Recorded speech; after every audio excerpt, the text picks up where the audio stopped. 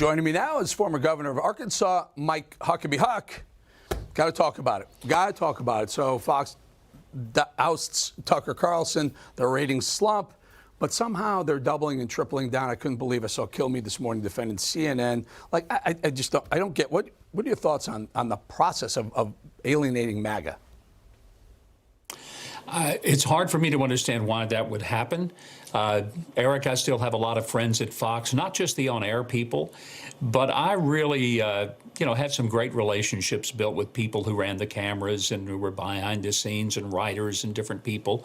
So I want to be very careful in not trying to say that everybody there, is somehow involved in getting rid of Tucker Carlson. I don't think that's the case. I just scratch my head as to why you would unload your most watched TV personality. It's hard for me to understand. And Tucker's ratings were through the roof. He was having an extraordinary influence, not just on even the MAGA crowd, of which I am a part, proudly, but I think he was having an impact on the mainstream media because they couldn't ignore some of the things that he was presenting.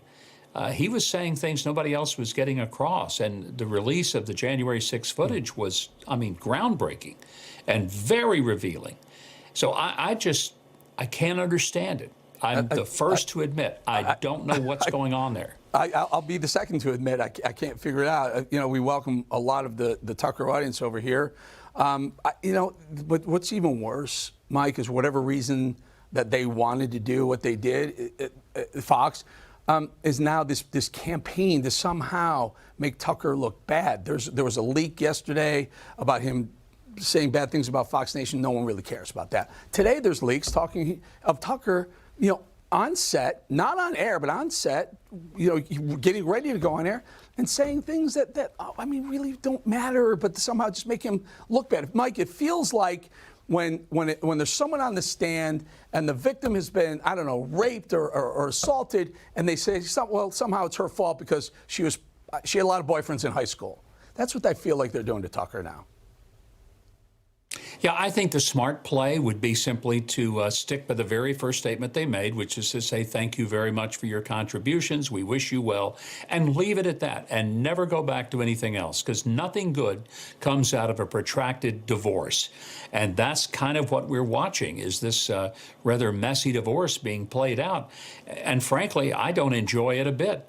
I want us to see more of the truth about this country come out. We really need voices, not just Tucker Carlson. We need Eric Bolling. We need voices that are unabashed in telling what's really happening, how the deep state is screwing over America. That concerns me. How that many people in the media refuse to ever treat Donald Trump fairly and responsibly. Sure, he says some things at times that, okay, beat him up for it.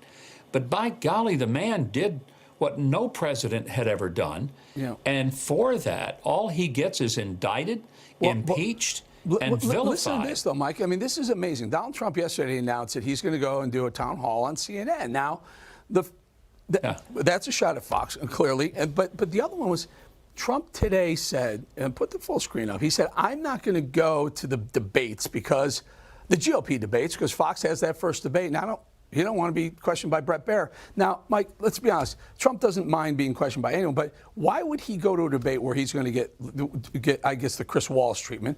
I get it. Trump is saying goodbye to Fox News, as a lot of viewers are. I think one of the things Donald Trump understands is that if you want to hit one to the third deck and out of the stadium, you want to hit it on a fastball, because you're never, ever going to get a homer off a slow pitch. It just doesn't work like that. So Donald Trump is one of those people that is willing to go where a lot of politicians and angels fear to tread. But he's willing to go into the lion's den. I think that's why he's going on CNN. I tried to get the RNC. Maybe they'll make some changes in the way they do the debates, but I think the way the debates are done for presidential elections is deplorable. And I say that having gone through 2 cycles of them. They allow networks, I don't care which network it is, networks shouldn't control this process. The party should. This is not something that is owned by the general public. It's owned by the party to pick their nominee.